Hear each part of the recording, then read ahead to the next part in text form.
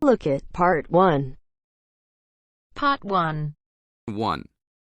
You are going to hear a conversation taking place in the airport. First, you have some time to look at questions 1 to 7.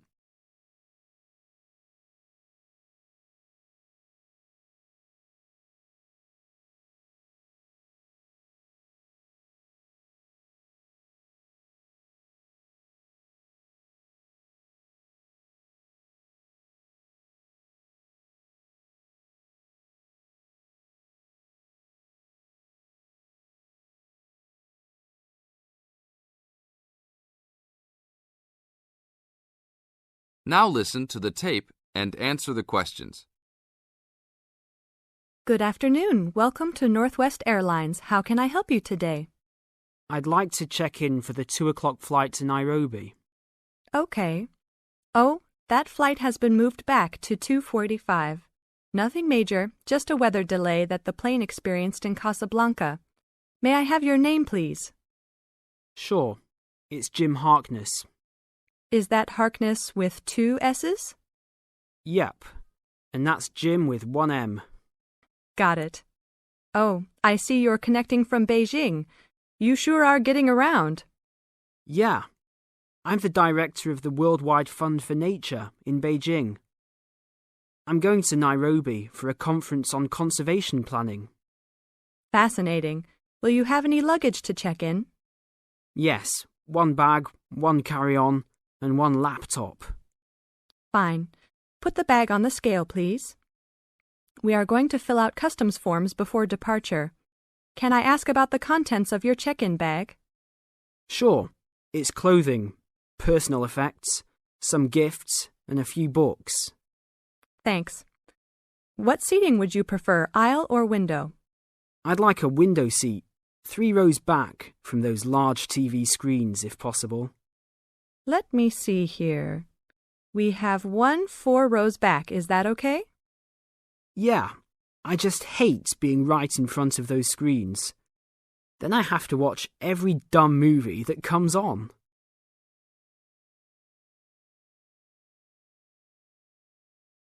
Now look at questions 8 to 10.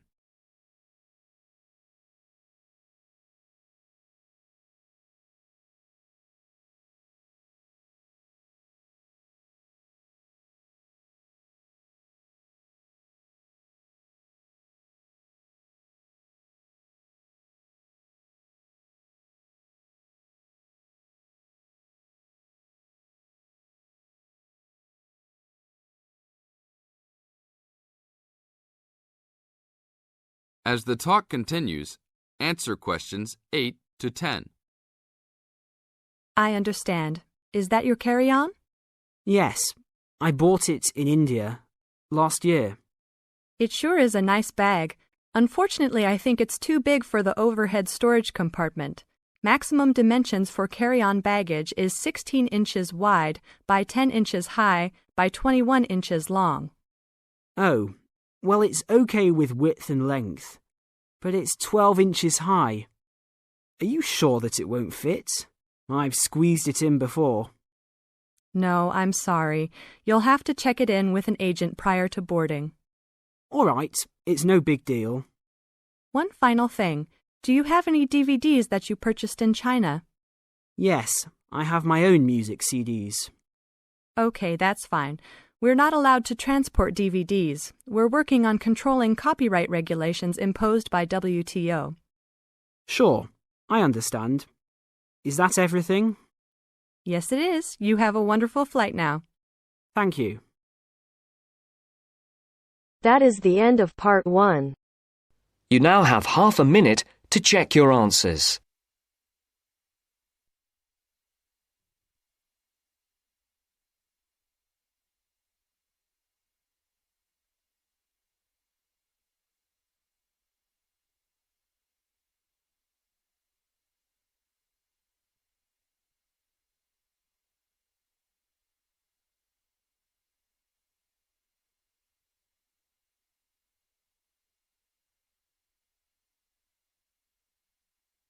Now turns to Part 2.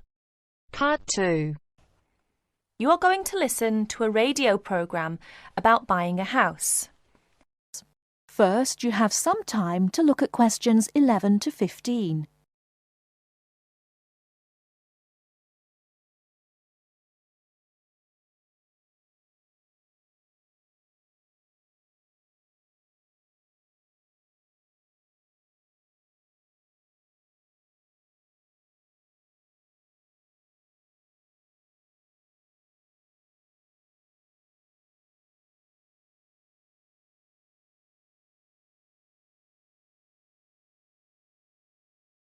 Now, listen carefully and answer questions 11 to 15. Good afternoon, listeners. Today, I'd like to welcome Edward Fox, who is going to talk to us today about buying a house. Edward. Thank you, Eunice. For most people, at least, buying a house is a major life event, and probably the single most expensive item you are ever likely to buy. It is also a place that you can make your home. Therefore, thinking carefully before you make a purchase is of the utmost importance. One of the most important things to consider before buying any property is the location, because remember, it is where you plan to spend a large part of your life, or indeed the rest of your life in some circumstances. Therefore, consider the type of life you enjoy leading. Are you a very sociable person who enjoys nightclubs and discos? If so, then you may wish to consider something close to the city, or indeed in a city where it is convenient for all types of nightlife. On the other hand, if, like me, you prefer a quieter life, then you may want to consider something away from the city. However, do remember that proximity to your place of work is also important. Indeed, we spend most of our life at work, and you don't want to have to spend 2 or more hours every day travelling to work now, do you? Therefore, transport is the utmost importance. City suburbs, however, are often conveniently located for commuting to work, All for shopping. without being in the heart of a busy city. You may, however, think that a house in the suburbs would be far too expensive. Yet houses located in cities can often exceed the price of suburban houses. So check out the prices. You may be surprised. Family is another important consideration. You may prefer a house that is away from a busy street or main road. And of course, remember that children have to attend school. Is there a good school in the area, or would your children have to travel a long distance to get to school? Therefore, if you have children, or you plan to have children, location is a very important factor. And of course, remember that a family influences the size of the property. Before you hear the rest of the talk, you have some time to look at questions 16 to 20.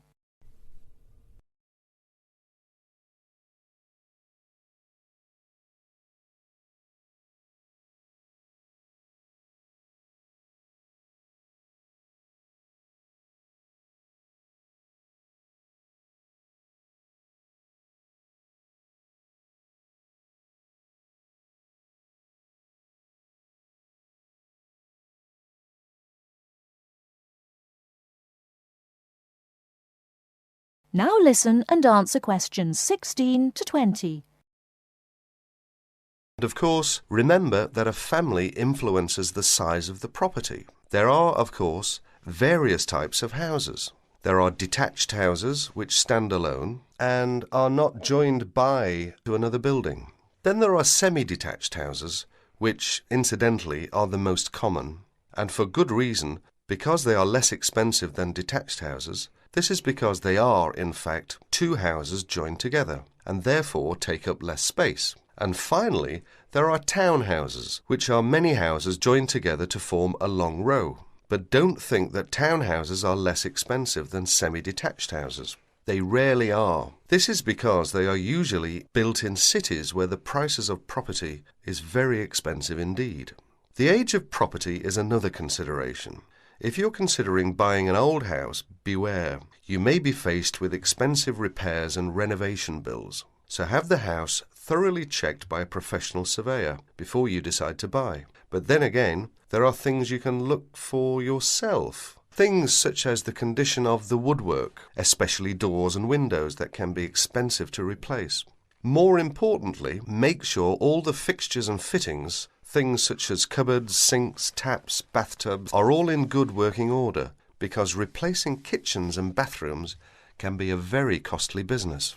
And don't forget the garden. If the property has one, if you enjoy gardening, then fine. But if you don't enjoy gardening, then you may prefer a small garden as opposed to a big one. But even if you do enjoy gardening, it is important to remember that gardens take up a lot of your time.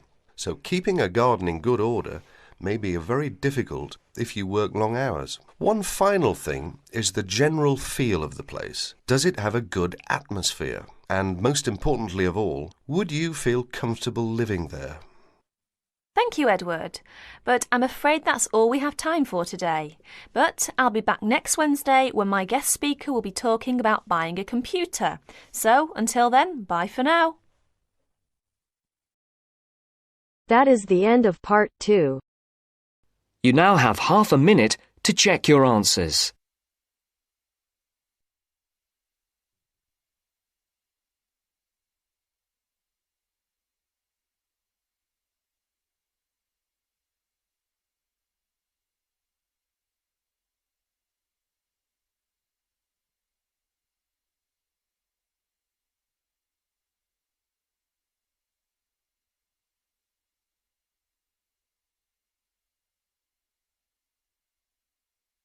Now turns to part 3. Part 3. You will hear a discussion between a professor and university students about online learning. First, you have some time to look at questions 21 to 27.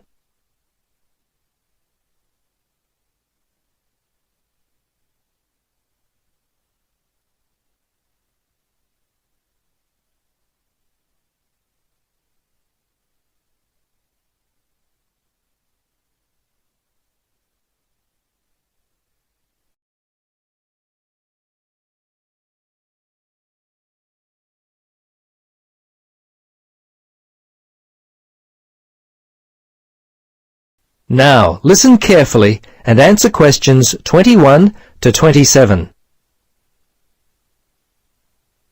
Good afternoon, everybody.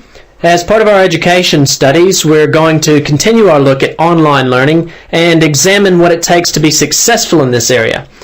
Perhaps I should start by asking you to answer the question. Yes, Edward? Well, I guess one of the most important things for successful study would be discipline. I mean, you don't have to physically be in a class, so you'd have to really make sure you did your coursework. Yes, this is correct. In fact, my first point relates directly to this. Make sure you regularly plan enough study and assignment time. I separate the two because although they relate, they're not exactly the same. With study time, you're focusing on general information as you plan for tests. But with assignments, you might be focusing on presenting more specific information. What else? Yes, Sylvia. Well, it seems to me that before you even start studying, you should make a well-informed and carefully planned decision about which university you're going to study at. Yes, I was going to say that too. It's important to work out where you're going to study first. And another thing you should consider is your career objective. Your course of study should relate to your job. Absolutely correct. Once you've worked out where you want to study. Another thing to consider is your attitude towards study. You should build a positive attitude, take responsibility for your learning. Unlike regular classroom learning, no one will be there to stand over you and make sure that you do the work. As with regular learning, it's also important that you work hard in your own time to build your written and spoken language proficiency, as well as your ability to improve your analytical and logical reasoning. You should develop research skills which allow you to make the best use of your time. If you see something that might be helpful for an assignment, make a note of it. What about note-taking skills? Would an online learner need well-developed skills in this area? Good point, Pam. Lectures conducted online or via telephone will certainly require you to have good note-taking skills. Sometimes a copy of the lecture notes are available, but certainly you need to be able to take notes and write essays. They relate to your assignments. Another point often not considered is physical health. We all understand that physical health relates to mental health. Take care of your body by doing exercise and eating well, and you'll do better in your studies. My last point is simply to enjoy the experience. Learning should be fun. If you've put in the time to decide upon the best course for you, then enjoy yourself. Those who enjoy their course of study are those who will typically do well. So students should choose their course well. Before you listen to the rest of the discussion, you have some time to look at questions 28 to 30.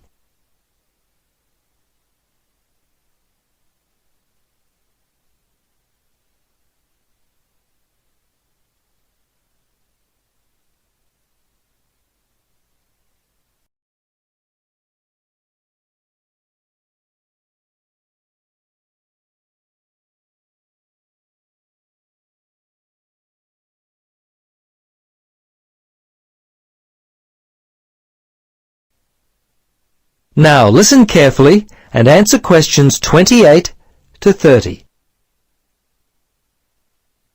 I'd now like to discuss the assignment for this part of our coursework.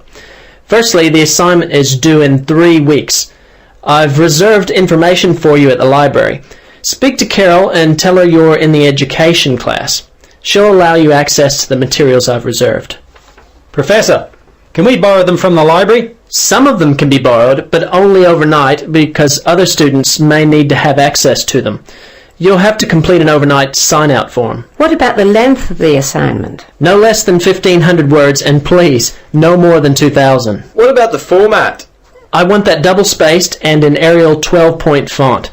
If you have any other questions, remember to either call my office or you might like to email me. My email address is... That is the end of part 3. You now have half a minute to check your answers. Now turns to part 4. Part 4. You will hear a talk about the pitfalls and pleasures of being a postgraduate student. Look at questions 32 to 37.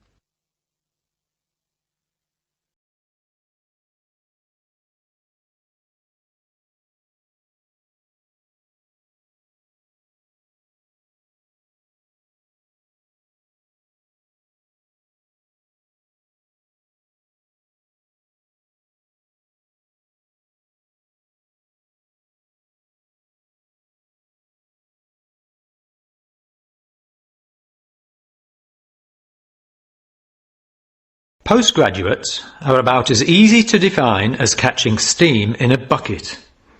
Courses can be vocational, for training, as research, as a preparation for research, or a combination of these. Also, you can choose between full-time and part-time. Increasingly, the approach to postgraduate study is becoming modular. The vast majority of postgraduates are doing short, taught courses, many of which provide specific vocational training. Indeed, there has been a 400% increase in postgraduate numbers in Britain over the past 20 years. Current figures stand at just under 400,000. People undertake postgraduate study for many reasons. These may be academic, intellectual challenge, development of knowledge, vocational, training for a specific career goal, or only vague, drifting into further study. It is essential that you determine the reasons you want to become a postgraduate. If you have clear goals and reasons for studying, this will enhance your learning experience and help you to remain focused and motivated throughout your course. Where you study should be based on much more than the course you want to do.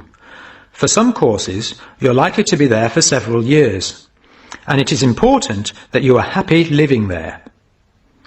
Check also what type of accommodation is available and whether the institution provides any housing specifically for postgraduates. Choosing an institution and department is a difficult process. To determine quality, do not rely on the reputation of an institution, but find out what the ratings are from the most recent assessment exercises. Find out about the staff, their reputation, competence, enthusiasm, and friendliness. Visit the department if possible and talk to existing postgraduates about their experience, satisfaction, comments and complaints. Be very careful to check how they feel about their supervisors. Also, check what facilities are available, both at an institutional level, for example libraries, laboratory and computing facilities, and in the department, for example study room, desk, photocopying, secretarial support, etc. Everyone will have their own priorities here. I am always anxious to check the computer support available and regard it as slightly more important than library access. Your working environment and the support available to you plays an essential part in making your work as a postgraduate a positive experience. Life as a postgraduate can be very different to your other experiences of education. Things that can distinguish your experience are the level of study, independence of working, intensity of the course, the demands on your time, and often the fact that you're older than the majority of students. These factors can contribute to making you feel isolated. However, there are several ways you can make sure that this is either short-lived or does not happen at all.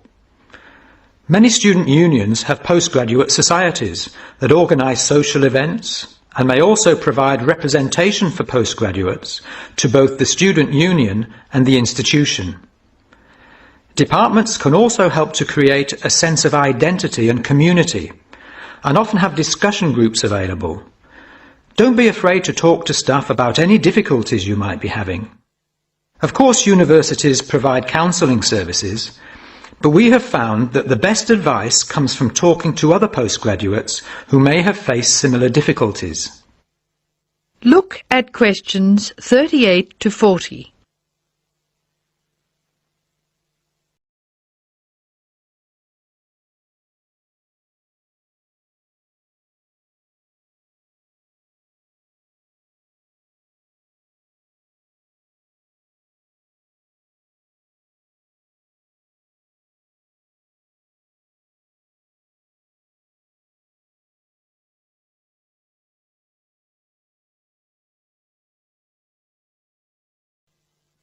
Financial planning is essential, since the government excludes postgraduates from student loans, and it can be difficult to maintain your student status with banks. This has implications for free banking and overdraft facilities. Do not underestimate your living costs, including food, accommodation and travel. And be careful not to budget for everything except a social life. Funding a course is one of the most challenging things people face when considering postgraduate study. Most postgraduate students finance themselves. They pay often very large fees to the institution and receive no maintenance income to support their study. Make sure you know exactly what your costs will be. Institutions often hide extra fees, like laboratory costs, behind the headline fee rate advertised.